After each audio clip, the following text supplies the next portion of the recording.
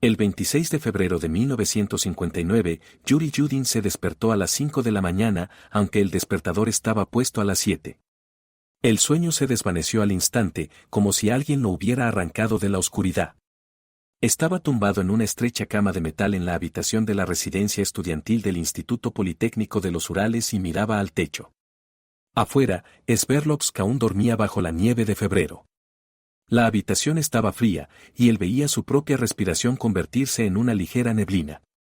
Algo le oprimía el pecho como un nudo pesado. No dolor, más bien una premonición imposible de poner en palabras. Yudin giró la cabeza y miró la cama de al lado. Vacía, perfectamente hecha. Igor Dyatlov debía haber regresado anteayer. O ayer. A más tardar hoy. El plan de la expedición había sido elaborado con la pedantería habitual de Dyatlov, cada día detallado, tiempo de reserva incluido. Pero Igor no había vuelto. Tampoco había vuelto el resto del grupo. Yudin se levantó y se acercó a la ventana. Las farolas de la calle Lenin aún brillaban con una luz amarillo pálido. La nieve lo cubría todo, los tejados, los árboles, los pocos coches. En algún lugar más allá de esos edificios comenzaba el Ural. Infinito, blanco, desierto. Y en algún lugar allí estaban sus amigos. Cerró los ojos y volvió a ver aquel momento. El 28 de enero, el asentamiento de Visay. El último punto de civilización antes de la taiga, pequeñas casas de madera, chimeneas ahumadas, perros ladrando a los forasteros. Aquella mañana, Yudin sintió que el dolor en su espalda se había vuelto insoportable. Cada movimiento le devolvía una punzada aguda a lo largo de la columna. Dyatlov lo examinó, palpó su espalda, frunció el ceño. No puede seguir, dijo. Lo dijo con calma, de manera profesional, pero en sus ojos había preocupación. Igor nunca había sido amigo de cambiar los planes. Los demás se reunieron alrededor. Sina Kolmogorova lo abrazó por los hombros. Lyudmila Dubinina le revolvió el pelo, recupérate pronto. Te dará envidia cuando volvamos con las fotos. Georgi Krivonischenko le estrechó la mano con fuerza, hasta crujir los nudillos. Semyon Solotaryov asintió en silencio. Y Dyatlov le dio una palmada en el hombro y dijo, ponte bien. La próxima vez llegaremos hasta el final juntos. La próxima vez. Entonces Yudin los despidió con la mirada, 9 siluetas con mochilas a la espalda, adentrándose en el espacio blanco. Caminaban con seguridad, sin mirar atrás. La nieve crujía bajo los esquís. Luego sus figuras se disolvieron en la bruma y Yudin se quedó solo en el porche. Solo, sintiendo como algo se contraía dentro de él. No era el dolor de la espalda. Era otra cosa, más profunda. Abrió los ojos y regresó a la habitación de la residencia. Era 26 de febrero. Había pasado casi un mes. Según el plan, el grupo debía haber regresado a más tardar el día 20. Un margen de 6 días ya no era un retraso. Era un desastre. Ayer por la tarde habían venido del decanato. Preguntaban por la ruta, por el último contacto, por cualquier cambio en el plan. Yudin respondió a sus preguntas, pero vio en los ojos de los que preguntaban algo que no quería ver. Miedo. Mal disimulado, pero verdadero miedo. En la planta baja, junto a la entrada, había un grupo de estudiantes. Unas 20 personas, todos con ropa de abrigo y mochilas. Mijail Sarabin ajustaba las correas de su mochila. Boris Slotsov revisaba las fijaciones de los esquís. Vamos a buscarlos, dijo Sarabin al verlo. Hablaba sin emociones, simplemente constataba un hecho. Salimos en 1 hora. Yudin negó con la cabeza. El médico no lo permitiría. La espalda aún le dolía. Pero no era eso. Era que de pronto comprendió que tenía miedo de ir. Miedo de lo que pudieran encontrar. Los encontraréis, dijo con voz ronca. Son los mejores. Sarabin lo miró largo rato. En esa mirada no había seguridad. El camión se marchó, dejando profundas huellas en la nieve recién caída. Yudin se quedó junto a la ventana del vestíbulo mucho después de que el vehículo desapareciera en la curva. Solo una idea le daba vueltas en la cabeza, una idea de la que no podía librarse. Él tendría que haber estado con ellos. Tendría que haber seguido, a pesar del dolor. Tendría que haber compartido con ellos lo que ocurrió allí, en las montañas. Porque ahora, de pie en el cálido vestíbulo de la residencia, se sentía un traidor. Un traidor que había sobrevivido. Pero aún no lo sabía. No sabía que dentro de 4 días lo llamarían desde el centro de búsqueda. No sabía que lo que encontrarían en la ladera del monte Holatsiaj no tendría explicación. No sabía que viviría una larga vida con ese peso, con esas preguntas que nunca obtendrían respuesta. Por ahora, simplemente estaba allí, mirando por la ventana la nieve que caía, el cielo gris, la calle vacía. Y en algún lugar muy dentro de sí, en un lugar donde no llegan las palabras ni la lógica, ya lo sabía. Sabía que ellos no regresarían. Nunca. En enero de 1959, en una pequeña habitación de la residencia estudiantil de Lupi, se reunieron 9 personas. 9 estudiantes y recién graduados, todos excursionistas experimentados, todos con decenas de rutas a sus espaldas. Estaban inclinados sobre mapas topográficos, gastados en los pliegues, con anotaciones a lápiz. Planificaban una travesía de tercera categoría de dificultad, desde el asentamiento de Visay hacia el norte, rumbo al monte Otorten. El nombre, en lengua mansi, significaba no vayas allí, pero los estudiantes ateos lo tomaban como un vestigio del pasado, digno solo de una sonrisa irónica.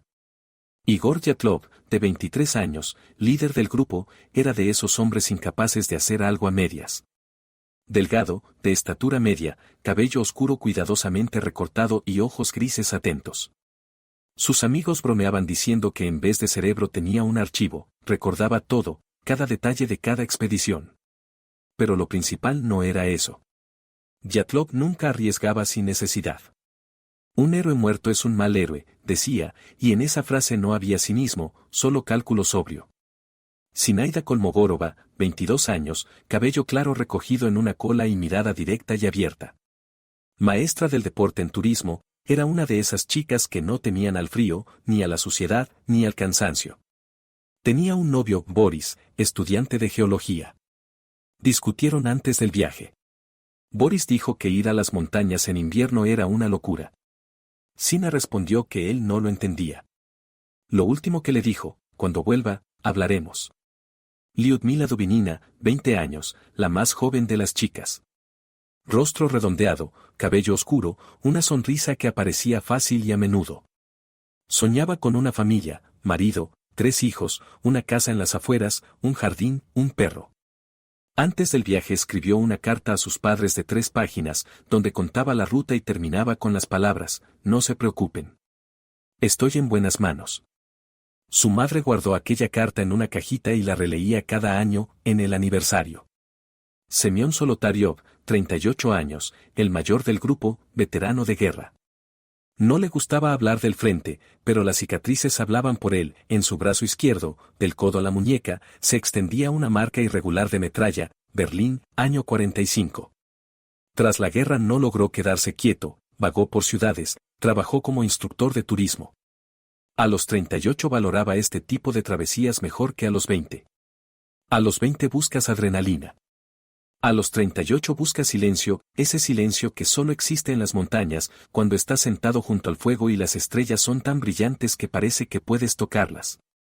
Yuri Dorosenko, 21 años, y Yuri Krivonischenko, 24, los dos Yurii, como los llamaban. Dorosenko era tranquilo, sereno, fiable, de los que no fallan en una situación difícil.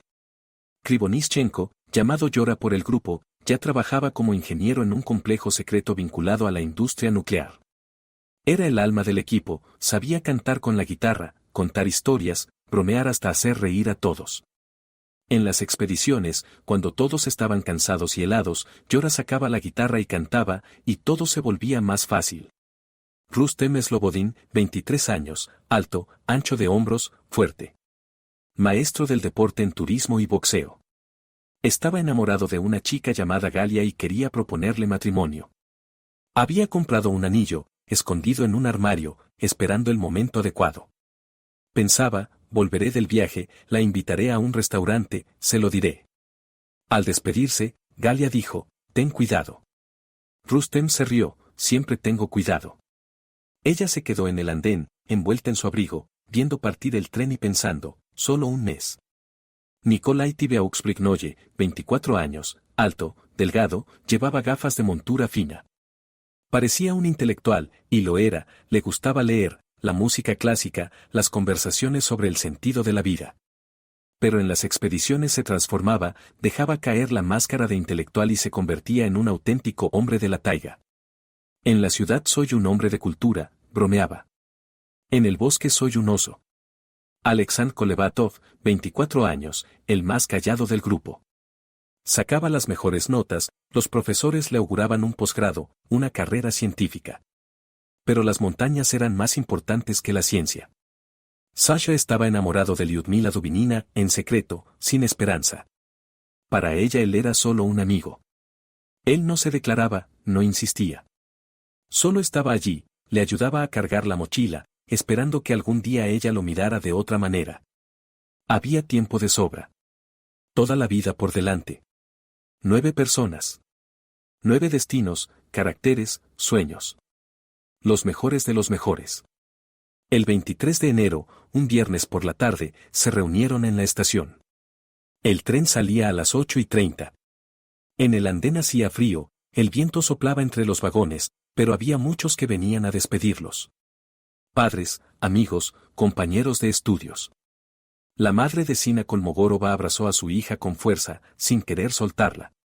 El padre de Lyudmila Dubinina trajo un termo con té caliente y empanadillas de col. Yatlov se despidió de sus padres rápidamente, con la misma actitud profesional de siempre, pero su padre de pronto dijo: Igor, si algo sale mal, vuelve. No seas un héroe. Igor se sorprendió, su padre nunca decía cosas así. El tren arrancó exactamente a las 8:30. Les esperaba una noche en el tren, luego un transbordo, después un autobús y finalmente un camión. Para llegar a Visay necesitaban 2 días. La noche pasó entre conversaciones y risas. Yora contaba chistes, Sina cantaba suavemente. Igor se sentó junto a la ventana y miró la oscuridad, repasando mentalmente cada día de la ruta.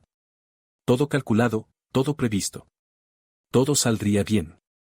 El 25 de enero por la tarde, el camión los dejó en el asentamiento de Visay.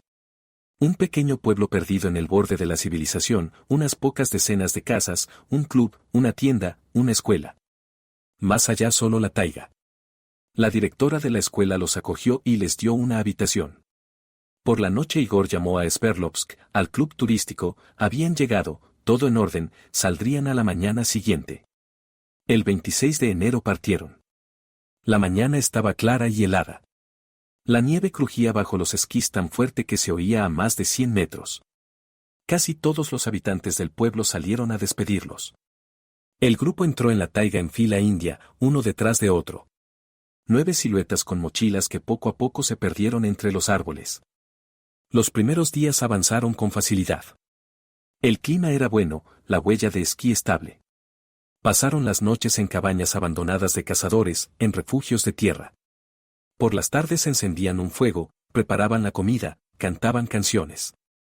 El 28 de enero, Yuri Yudin sufrió una agudización del radiculitis y regresó. Los demás siguieron adelante. 9. El 31 de enero por la tarde, 2 mansi aparecieron en su campamento. Cazadores, revisaban sus trampas de sable. Hombres de mediana edad, con malitzas de piel de reno y rostros oscuros y curtidos. Igor los invitó al fuego y les sirvió té. La conversación avanzaba lentamente, con pausas. ¿A dónde van?, preguntó el mayor. A Otorten, respondió Igor. Luego volveremos por el paso. Los mansi intercambiaron miradas. El mayor dio una calada y dijo: Otorten es una buena montaña. Pero hay otra montaña. Jolatsiaj. Esa montaña hay que rodearla. ¿Por qué?, preguntó Sina. El mansi miró el fuego, su rostro impenetrable. Luego dijo: la montaña de los muertos. Hace mucho, mucho tiempo, 9 de nuestros cazadores fueron a esa montaña. No regresaron. Los encontraron en primavera. Todos muertos. Nadie sabe por qué. Desde entonces no tocamos esa montaña. ¿Qué les pasó? El mansi se encogió de hombros. Los espíritus de la montaña no quieren ser molestados. Los mansi lo saben. Ustedes no. Semyon Solotaryov sonrió con ironía. No le tememos a los espíritus, abuelo. Somos gente soviética. El mansi lo miró largo rato. En esa mirada no había ofensa ni enojo. Solo algo parecido a la compasión. La gente soviética también muere, dijo sencillamente. Terminó su té, se levantó. Sigan su camino. Pero Roden Holatziagl. Es un consejo. Desaparecieron en la oscuridad y al cabo de un minuto ya no se oía nada. Solo el viento en las copas de los árboles. Supersticiones, dijo Igor, anotando en su diario. Pero lo tendremos en cuenta. Él no sabía que Holatziagl era precisamente hacia donde se dirigían. Simplemente en los mapas aparecía con otro nombre. Altura 1079. Una cumbre sin nombre entre Otorten y Oikochakur.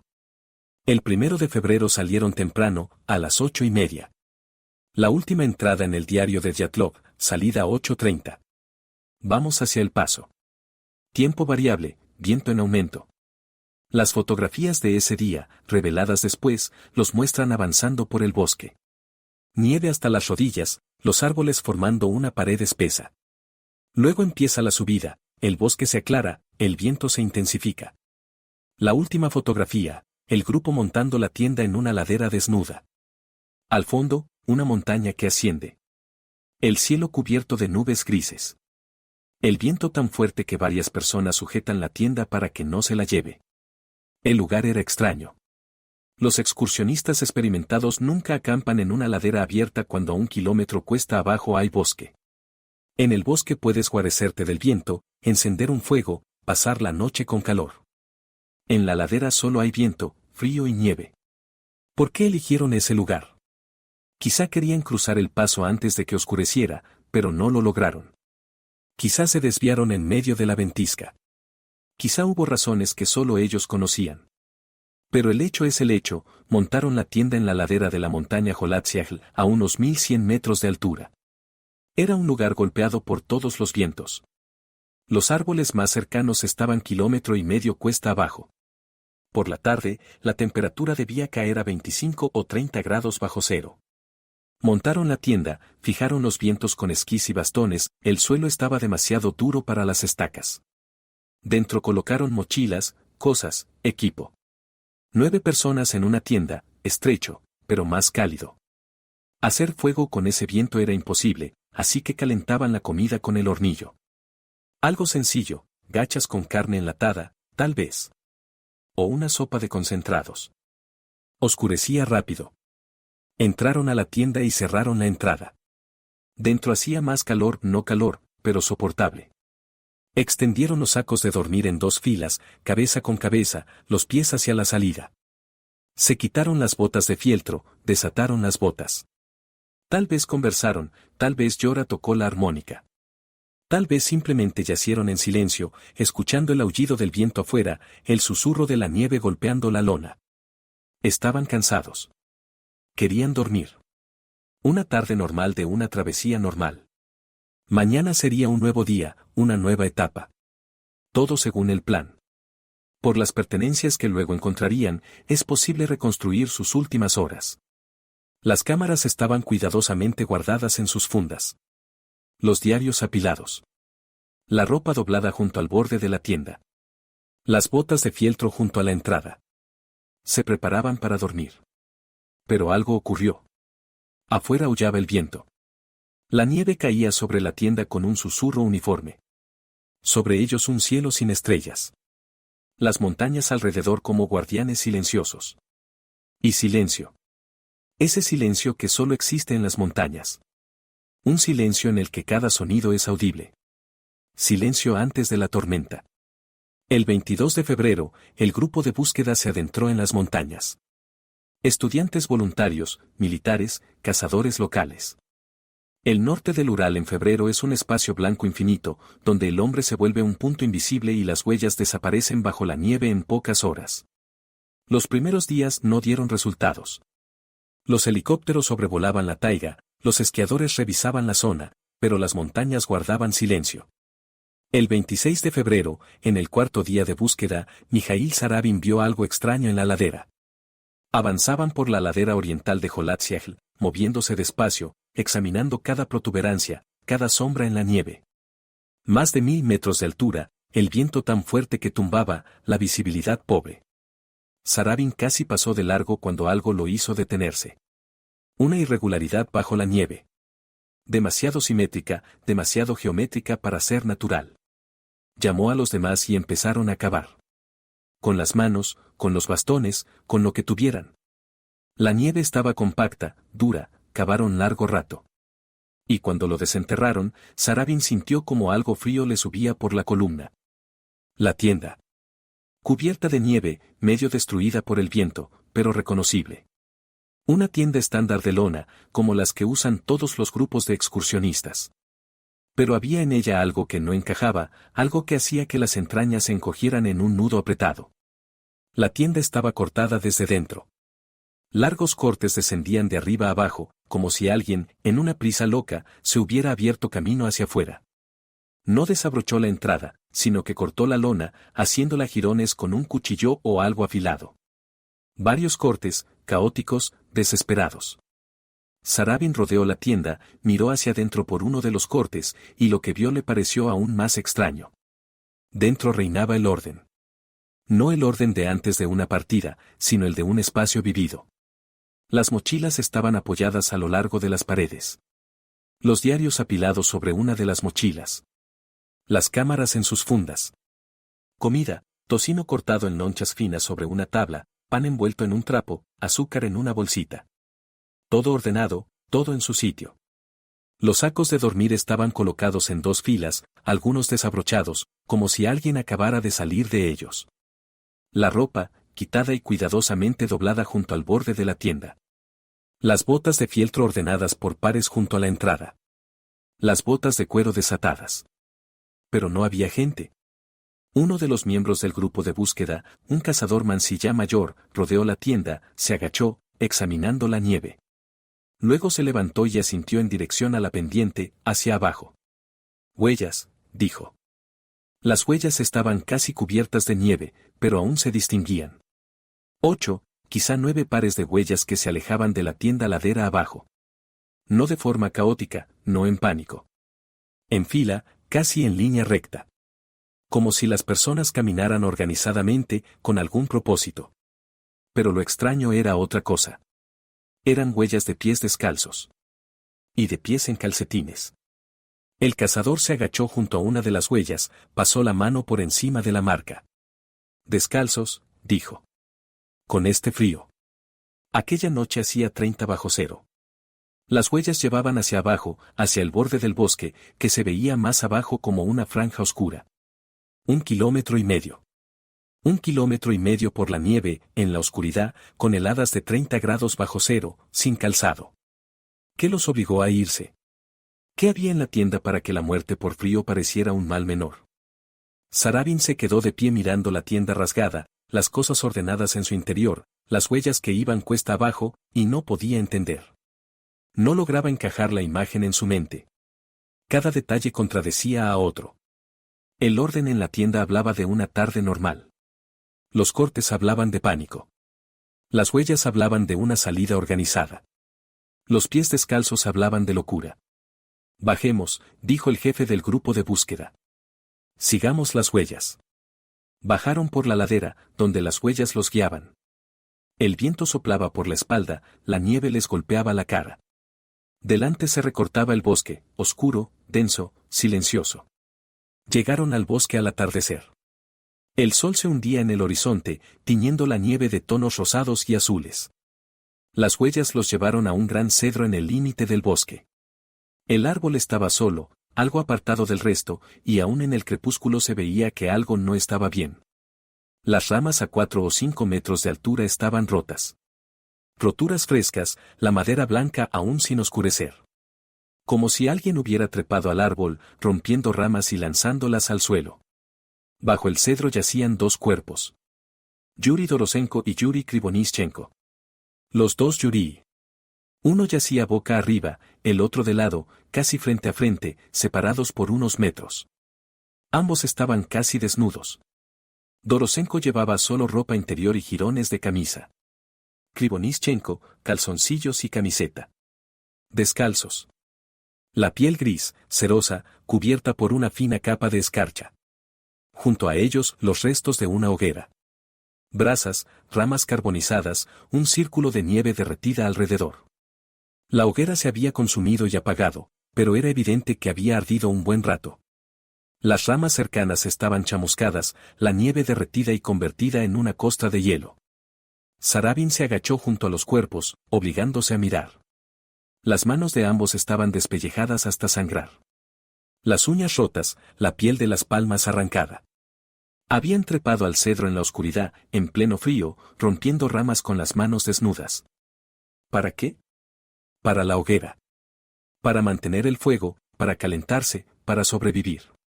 Uno de los médicos que había venido con el grupo de búsqueda examinó los cuerpos sin darles la vuelta, no se podía tocarlos hasta la llegada del investigador. Pero incluso un examen superficial bastó. Muerte por hipotermia, dijo el médico. Por las posturas y el estado, no murieron de inmediato. Lucharon por su vida.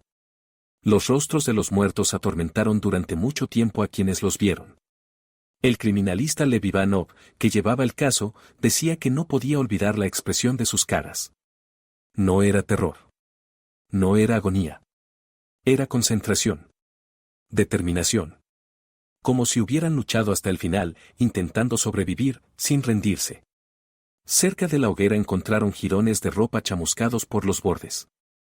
Alguien había intentado secar la ropa o calentarse junto a las brasas. Encontraron un cuchillo tirado a un lado. Encontraron calcetines, congelados y rígidos. Los buscadores se quedaron alrededor en silencio. Algunos fumaban, exhalando humo en el aire gélido. Otros se apartaban, incapaces de mirar. Eran sus compañeros, sus amigos. Un mes antes se habían reído juntos, cantado canciones, hecho planes. Y ahora yacían allí, bajo el cedro, muertos, congelados, con las manos desgarradas. ¿Pero dónde estaban los otros 7? A 3 de ellos los encontraron ese mismo día y el siguiente. Entre el cedro y la tienda, a distintas distancias, cada vez más arriba en la ladera. El primero fue Igor Dyatlov. Yacía a 300 metros del cedro, boca abajo, con un brazo extendido hacia adelante. Como si hubiera estado arrastrándose, como si se estirara hacia algo. Hacia la tienda. Intentaba regresar. Llevaba pantalones de esquí, un jersey, una bota de fieltro. La otra bota faltaba. Bajo el cuerpo, en la nieve, encontraron una rama atrapada en su mano. Se aferraba a esa rama, intentando impulsarse, seguir arrastrándose. Zinaida Kolmogorova yacía más arriba, a 450 metros del cedro. También de cara a la tienda. Estaba vestida más abrigada que los demás, pantalones de esquí, 2 jerseys, calcetines de lana. Pero sin calzado. Las manos apretadas en puños junto al pecho. La postura clásica de quien se está congelando, cuando el cuerpo intenta conservar el último calor. Rustem Slobodin yacía aún más arriba, a 480 metros del cedro. El más cercano a la tienda de los encontrados. Llevaba un chaquetón acolchado, un jersey, pantalones, una bota de fieltro. Pero en la autopsia se descubriría una fractura en el cráneo. Pequeña, lineal. De las que se producen al caer sobre una piedra o hielo. Los 3 yacían orientados hacia la tienda. Los 3 intentaron volver. Avanzaron ladera arriba, contra el viento, en el frío, y fueron muriendo uno tras otro. Dyatlov llegó más lejos que nadie, casi hasta la mitad del camino. Luego cayó y ya no pudo levantarse. ¿Qué hacían? ¿Por qué regresaban? Tal vez comprendieron que sin sus cosas, sin sacos de dormir, sin ropa de abrigo, no sobrevivirían. Quizá la hoguera bajo el cedro no daba suficiente calor. Tal vez los 2 Yuri ya habían muerto y los demás decidieron volver a la tienda, donde estaba el equipo, donde había esperanza. Pero no llegaron. Uno tras otro, cayeron en la nieve y murieron. El frío no perdona errores. El frío no da segundas oportunidades. Los cuerpos estaban congelados hasta la médula, duros como madera. No podían trasladarlos de inmediato, había que esperar al investigador, registrar todo in situ. Así que los cubrieron con lona y los dejaron hasta la mañana. Los rescatistas bajaron al cedro, encendieron una gran hoguera, se sentaron alrededor del fuego y guardaron silencio. Algunos lloraban sin ocultar las lágrimas. Otros fumaban, mirando las llamas con la vista perdida. Habían encontrado a 5. Pero faltaban 4. Lyudmila Dubinina. Semyon Solotaryov. Nikolai Tibiauxprignoye. Alexandr Kolevatov. ¿Dónde estaban? La búsqueda continuó. Febrero dio paso a marzo, marzo a abril. La nieve empezó a derretirse, los arroyos despertaron y corrieron ladera abajo. Cada día el grupo de búsqueda rastreaba los alrededores del cedro, ampliando el radio, revisando cada barranco, cada hondonada, cada ventisquero. El 4 de mayo, 3 meses después de la muerte del grupo, uno de los buscadores notó un jirón de tela que asomaba de la nieve en un barranco, a 100 metros del cedro. El barranco era profundo, lleno de nieve, con un arroyo que corría por el fondo. Empezaron a cavar. Bajo 4 metros de nieve, en el cauce del arroyo, yacían 4 cuerpos. Lyudmila Dubinina, Semyon Solotaryov, Nikolai Tibiauxprignoye y Alexandr Kolevatov. Los cuerpos habían permanecido 3 meses en el agua. Su estado era tal que hasta los criminalistas más experimentados apartaban la mirada.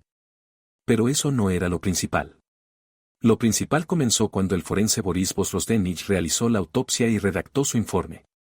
Lyudmila Dubinina tenía las costillas rotas. Múltiples fracturas, 6 costillas del lado derecho, 6 del lado izquierdo. Las costillas estaban rotas de forma simétrica, como si algo enorme hubiera comprimido su caja torácica. Semyon Solotaryov tenía las mismas fracturas, además de una lesión en el cráneo. Nikolai Tibiauxprignoye presentaba una fractura hundida del cráneo. En el informe del perito aparecía una frase que después sería citada en todas las versiones y teorías. Lesiones de tal fuerza solo pueden obtenerse al caer desde gran altura o por un fuerte impacto comparable a un accidente de automóvil. Pero no había lesiones externas. Ni heridas, ni hematomas, ni rasguños en la piel. Los órganos internos destrozados, los huesos rotos, pero la piel intacta. Como si algo gigantesco los hubiera aplastado, pero algo blando. O como si el golpe hubiera venido desde dentro.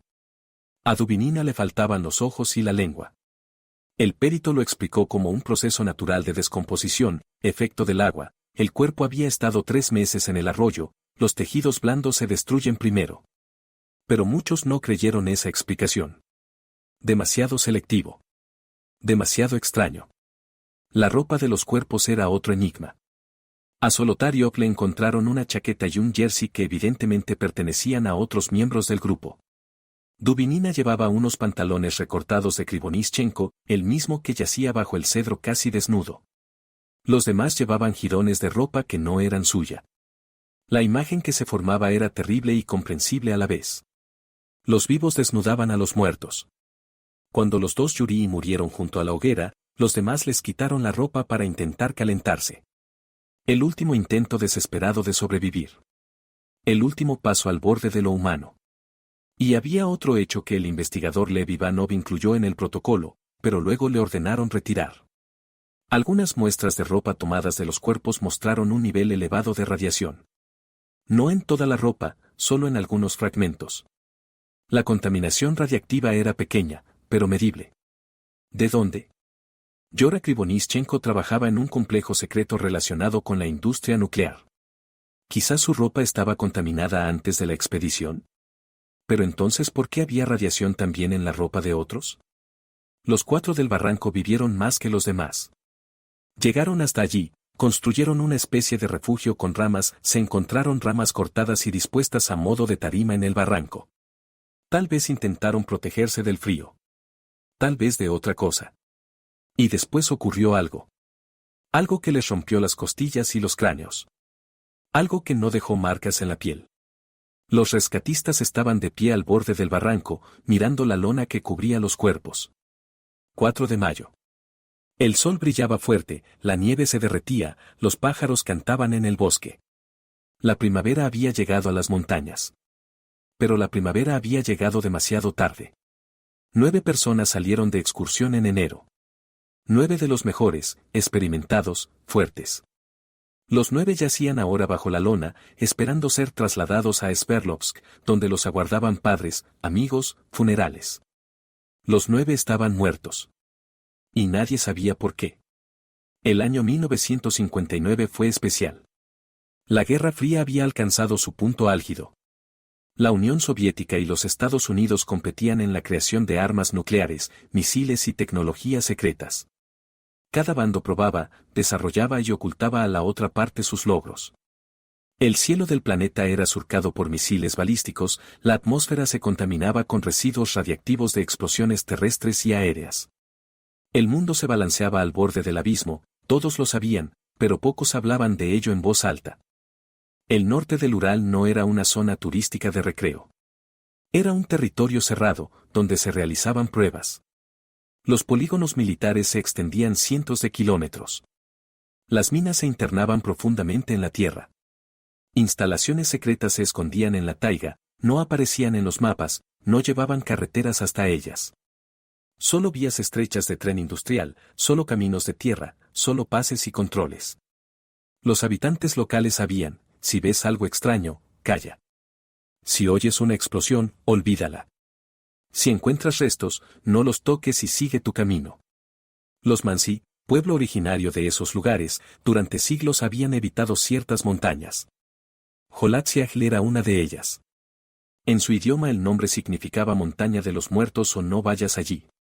Los ancianos contaban la leyenda de 9 cazadores Mansi que hacía mucho tiempo, quizá 100 años, quizá más, fueron a esa montaña y no regresaron.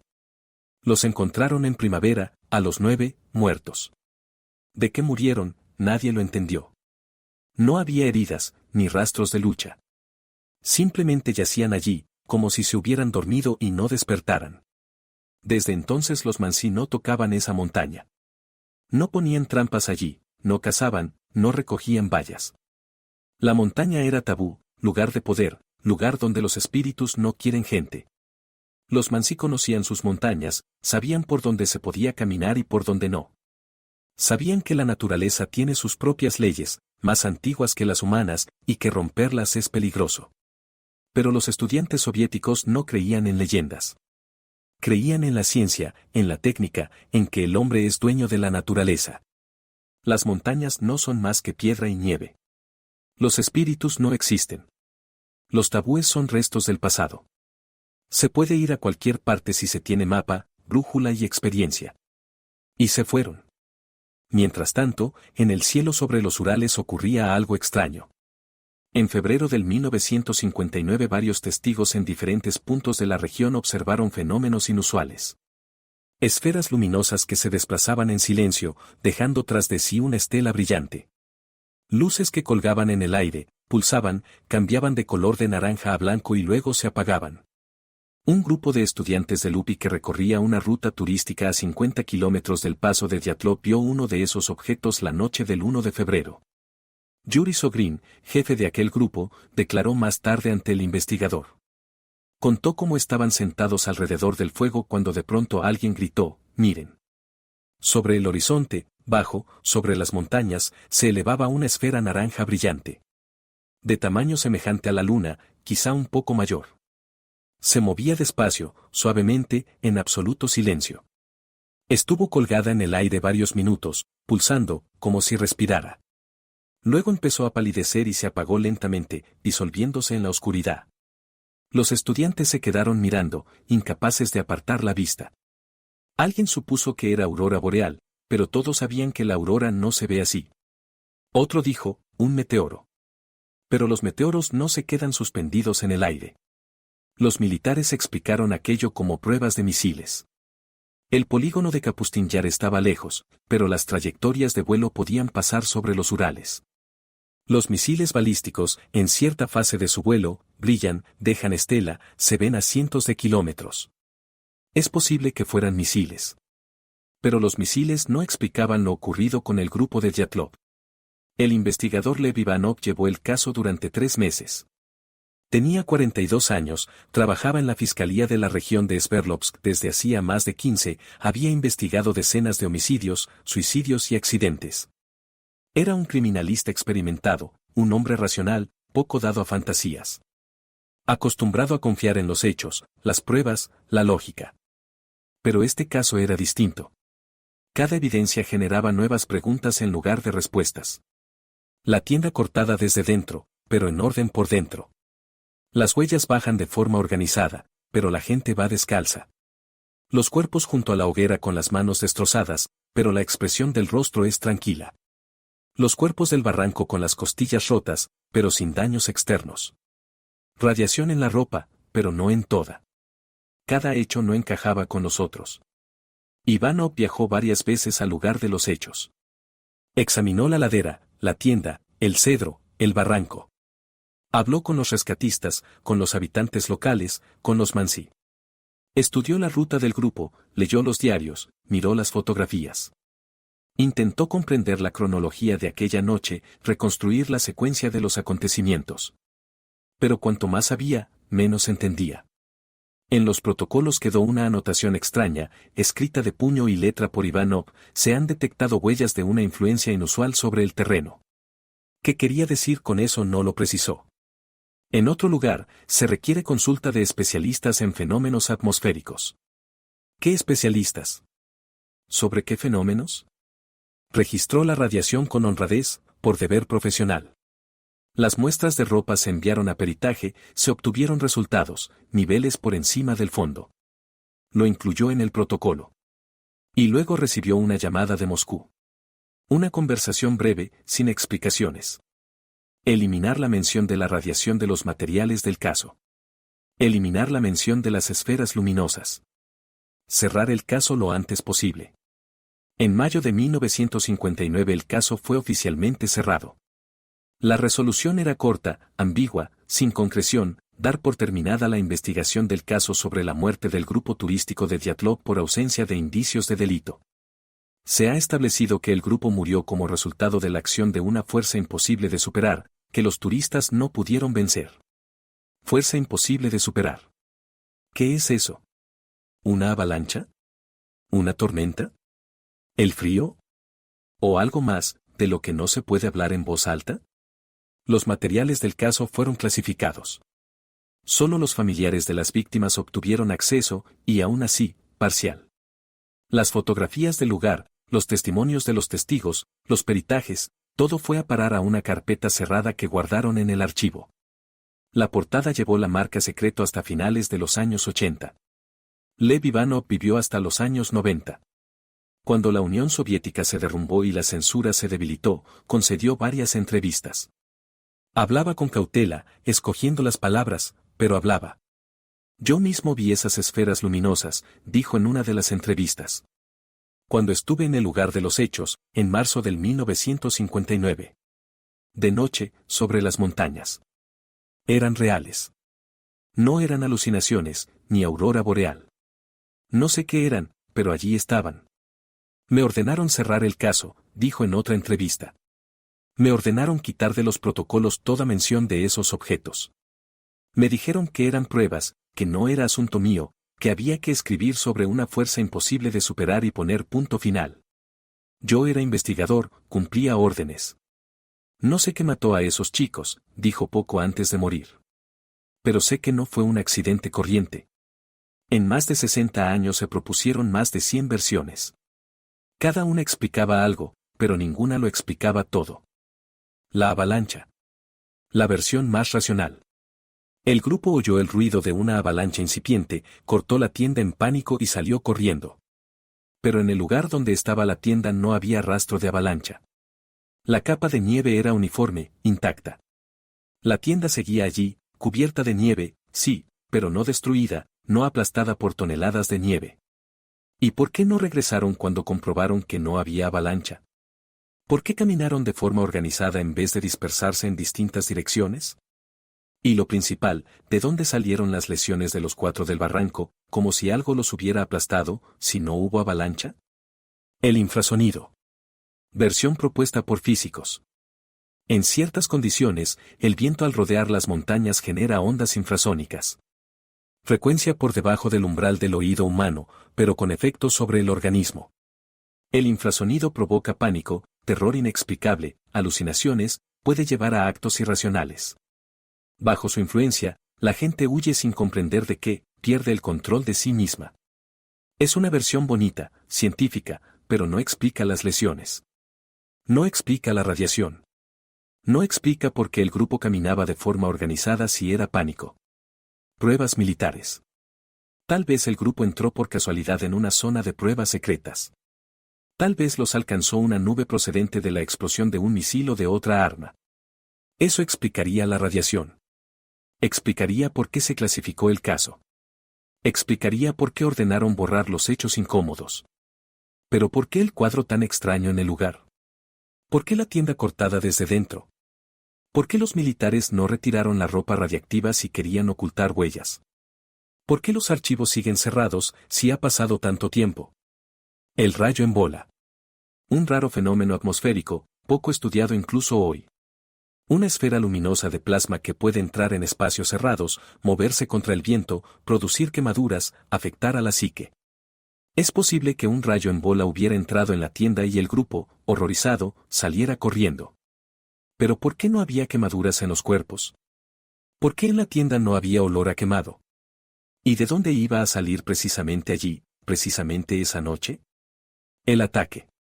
La versión de que alguien atacó al grupo. ¿Mansi enfurecidos porque extraños habían subido a la montaña sagrada? ¿Reclusos fugados de alguno de los numerosos campos del Ural? ¿Militares que eliminaron a testigos accidentales de pruebas secretas? ¿Pero por qué no había señales de lucha en la tienda? ¿Por qué no robaron las cosas, las cámaras, la comida? ¿Por qué no había huellas de otras personas alrededor? ¿Por qué los atacantes habrían desnudado a las víctimas y las habrían obligado a correr ladera abajo, en lugar de simplemente matarlas allí mismo? Cada teoría se estrellaba contra los hechos. Los hechos se contradecían entre sí. Los hechos no formaban una imagen coherente. Y en medio de este rompecabezas imposible quedaba una verdad sencilla: 9 personas murieron. Murieron de frío, de lesiones, de algo que los arrancó de su tienda caliente en una noche de febrero y los empujó ladera abajo, hacia la muerte. ¿Qué fue ese algo? Nadie lo sabía. Y nadie lo sabe todavía. Yuri Yudin vivió una larga vida. Tras terminar el instituto se hizo geólogo, se mudó a Tuapse, trabajó en prospecciones, se casó, crió a una hija. Una vida soviética normal: trabajo, familia, vacaciones en el mar, jubilación. Nada extraordinario, nada heroico. Solo una vida, la vida que no tuvieron sus 9 amigos. Pero la memoria no lo soltaba. Cada año, el 1 de febrero, Yudin se despertaba con la misma pesadez en el pecho que aquella mañana del 59. Cada año, en ese día, sacaba una vieja fotografía donde todo el grupo aparece en fila antes de la partida. 10 personas, sonrientes, jóvenes, llenas de vida. 9 de ellas hace mucho están muertas. Una ha envejecido, se ha llenado de canas y arrugas, lleva gafas y sube las escaleras con dificultad. Iba al paso con regularidad. La primera vez en el 61, luego en los 70, luego en los 80. Cada vez subía aquella ladera, se detenía donde había estado la tienda, miraba hacia abajo, donde se oscurecía el bosque. Intentaba comprender. Intentaba imaginar aquella noche, esas horas finales. ¿Qué sintieron? ¿Qué vieron? ¿Por qué echaron a correr? No había respuestas. Yudin se reunía con los familiares de los fallecidos. Encuentros silenciosos, pesados. ¿Qué podía decirles? ¿Qué tuvo suerte de enfermarse? ¿Qué debería haber estado con ellos? Las madres y los padres lo miraban, y en sus ojos él veía la pregunta que no formulaban: ¿por qué tú estás vivo y mi hijo está muerto? Yudin no se ofendía. Él mismo se hacía esa pregunta cada día. A veces los periodistas lo encontraban y le pedían entrevistas. Sobre todo después de que en los años 90 el caso se desclasificó y empezó una nueva ola de interés. Yudin hablaba con ellos, respondía a las preguntas, pero siempre decía lo mismo. Yo los conocía a todos. No eran personas propensas al pánico. Igor era un excursionista muy experimentado, nunca arriesgaba sin motivo. Sina era más fuerte que muchos hombres. Semyon había pasado la guerra, no era fácil asustarlo. Algo los obligó a abandonar la tienda. Algo tan serio que la muerte por frío les pareció un mal menor. No sé qué fue. Pero fue algo real, no pánico, no alucinación. Algo que realmente los aterrorizó. Le preguntaban en qué creía, qué versión le parecía más verosímil. Yudin negaba con la cabeza. No lo sé. Cada versión explica una parte, pero no el todo. Tal vez la verdad sea que nunca lo sabremos. Tal vez algunos secretos deban permanecer como secretos. La última vez que Judith subió al paso fue en 2012. Tenía 76 años, la salud ya no era la misma, el ascenso resultaba duro. Permaneció de pie en la ladera, apoyado en un bastón, y miró a su alrededor. Las montañas no habían cambiado. El viento seguía corriendo por las laderas desnudas, abajo el bosque seguía siendo una mancha oscura. El tiempo allí parecía detenido. Solo la placa conmemorativa era nueva, con 9 nombres grabados en metal. Judith pasó la mano por esos nombres, por cada uno. Igor. Sina. Liuda. Semyon. Yora. Yura. Yura. Rustem. Koria. Sasha. Amigos. Compañeros. Gente con la que había recorrido miles de kilómetros, con la que se había sentado junto al fuego, con la que había cantado canciones. Perdónenme, dijo en voz alta, aunque no había nadie alrededor. Perdónenme por no haber estado con ustedes. Murió el 14 de abril de 2013. Lo enterraron en Sochi, junto a su esposa. Al funeral acudieron pocas personas, su hija, sus nietos, algunos viejos amigos. Uno de los nietos leyó un poema de Vysotsky sobre las montañas. Luego bajaron el ataúd a la tierra y todo terminó. Yuri Judith nunca supo qué ocurrió en aquel paso.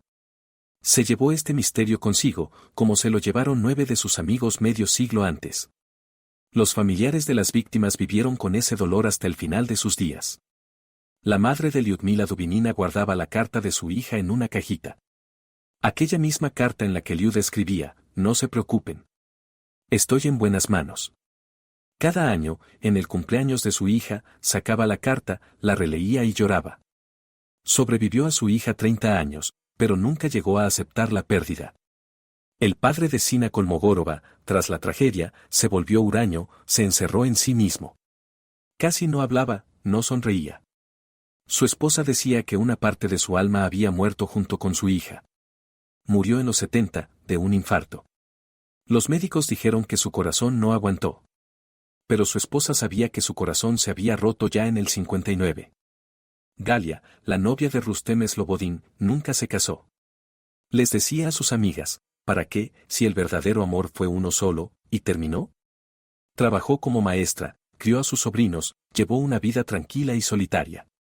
En su apartamento, sobre la cómoda, siempre había una fotografía de Rustem enmarcada. Joven, sonriente, con su chaqueta de excursión.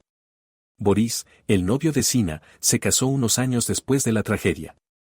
Pero su esposa contaba que a veces él se despertaba de noche y se sentaba junto a la ventana, fumando, mirando la oscuridad. Un día ella le preguntó, ¿en qué piensas? Él respondió, en que las últimas palabras que le dije fueron duras. Discutimos.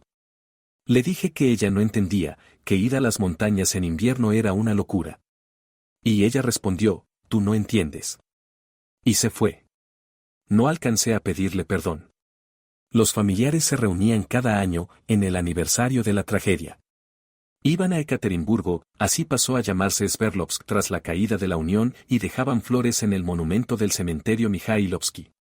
9 tumbas, 9 cruces, 9 nombres. Permanecían en silencio, cada uno con sus recuerdos, con su dolor. Con los años, los padres iban siendo menos. Unos morían, otros ya no podían viajar por enfermedad. La estafeta pasó a hermanos, hermanas, luego a sobrinos. La memoria seguía transmitiéndose de generación en generación. En el UPI, que ahora se llamaba URFU, se abrió un museo dedicado a la memoria del grupo Dyatlov. Allí se guardaban sus pertenencias, fotografías, diarios.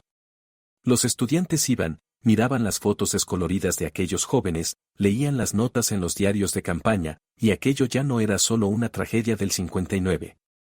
Era una leyenda. Un misterio que no deja descansar. En 2019, las autoridades rusas anunciaron la reapertura de la investigación. 60 años después. Crearon un grupo de trabajo, convocaron expertos modernos, utilizaron nuevas tecnologías. Las simulaciones por ordenador mostraron que una avalancha en aquella ladera era posible. Pequeña, local, pero suficiente para asustar a la gente y obligarla a abandonar la tienda. Los expertos construyeron un modelo, calcularon probabilidades, redactaron un informe. La versión oficial siguió siendo la misma, avalancha. El grupo oyó un ruido, se asustó, cortó la tienda, salió.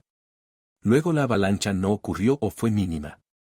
Pero ya estaban congelándose, intentaron encender una hoguera, intentaron regresar y murieron de hipotermia. Las lesiones de los 4 del barranco, resultado de caer en el barranco bajo el peso de la nieve. Pero incluso los expertos involucrados admitían, la versión no explica todos los hechos.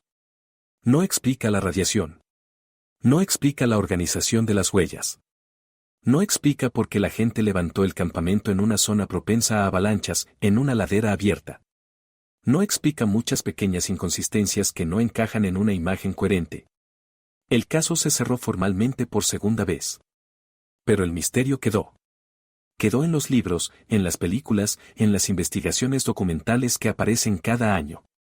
Quedó en las conversaciones alrededor del fuego, cuando los excursionistas, acampando en las montañas, se cuentan la historia del grupo Dyatlov. Quedó en aquel paso, donde el viento sigue aullando por las noches y la nieve sigue cayendo sobre las laderas desnudas. Algunos misterios no deben ser resueltos. Tal vez porque la respuesta es más aterradora que la pregunta. Tal vez porque la humanidad aún no está preparada para esa respuesta.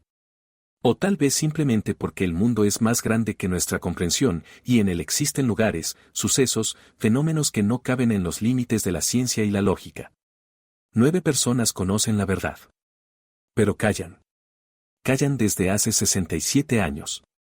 Y callarán para siempre.